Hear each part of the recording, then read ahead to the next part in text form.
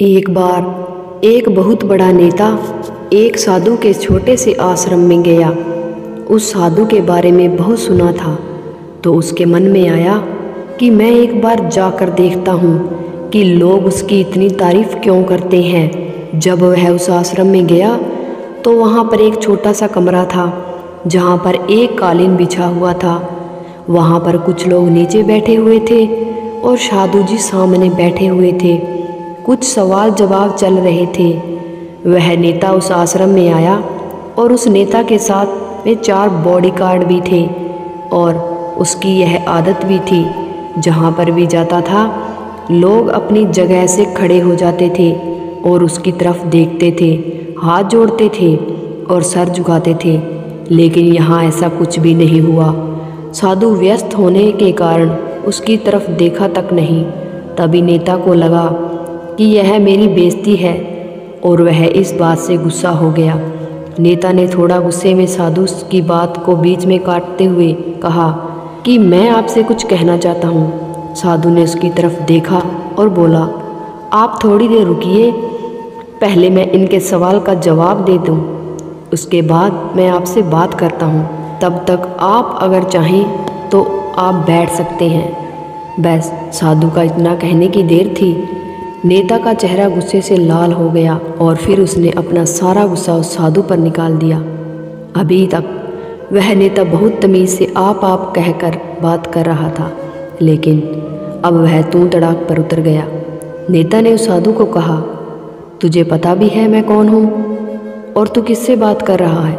साधु ने उसकी तरफ देखा और कहा, मुझे इससे कोई फ़र्क नहीं पड़ता कि आप कौन हैं, लेकिन आप जो भी हैं, अगर आप चाहते हैं कि मैं आपके सवाल का जवाब दूं या आपसे बात करूं, तो आपको कुछ देर रुकना होगा। और साधु के यह कहते ही नेता गुस्से से पागल हो गया और वही सबके सामने चीखने चिल्लाने लग गया, अब मैं तुझे तेरी असली औकात दिखाऊंगा।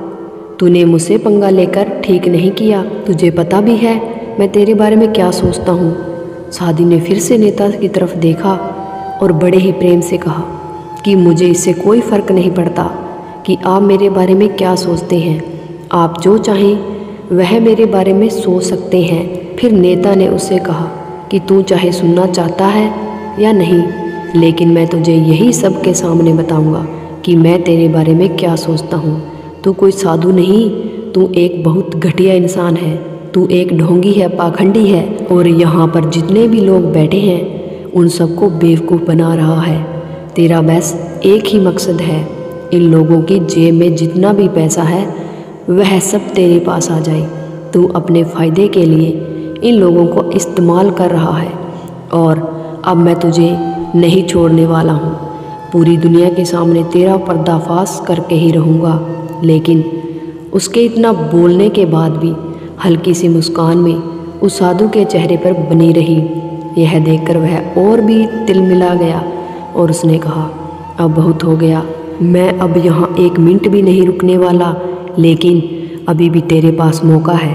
अगर मुझसे माफ़ी मांगनी है या मुझसे कुछ कहना है तो कह सकते हो। इतना सब होने के बाद भी साधु के चेहरे पर एक मुस्कान थी और वह बिल्कुल शांत था।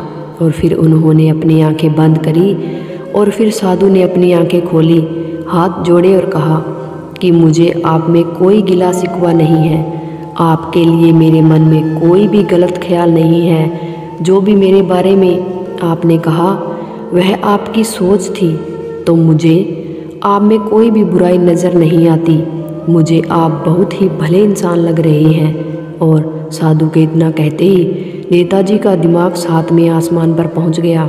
उसके चेहरे पर एक अजीब सी खुशी थी, क्योंकि उस साधु ने वही कहा जो बाकी सब लोग उस नेता को कहते हैं। और वह खुशी खुशी उस आश्रम से अपने घर की तरफ चला गया और जाकर अपने पिताजी के साथ बैठ गया।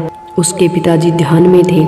उन्होंने पूरी ज़िंदगी सिर्फ लोगों की सेवा करी और उसके बदले में कुछ भी उम्मीद नहीं किया। तो थोड़ी देर बाद जब उन्होंने अपनी आंखें खोली और देखा, अपने बेटे को अपने साथ बैठे हुए देखा, तो उनके बेटे के चेहरे पर आज अजीब सी खुशी थी जो आज से पहले कभी भी नहीं थी। फिर उसने एक एक करके सब कुछ बताया कि आज क्या हुआ, किस तरह से वह आश्रम गया, उसने क्या कहा और साधु जी ने क्या कहा।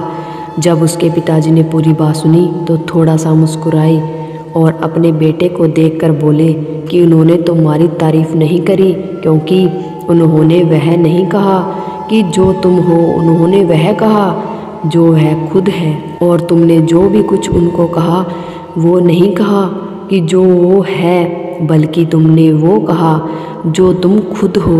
यही बात वेदों में भी कही गई है, यथा दृष्टि तथा सृष्टि। यह दुनिया तुम्हें वैसी नहीं दिखती जैसी यह दुनिया है, यह दुनिया वैसी दिखती है तुम्हें जैसे तुम खुद हो। जिसकी नज़र जैसी है उसके लिए यह दुनिया वैसी है। तो अगर तुम अपनी दुनिया को बदलना चाहते हो तो उसका सिर्फ एक ही तरीका है, अपनी नज़र को बदलो।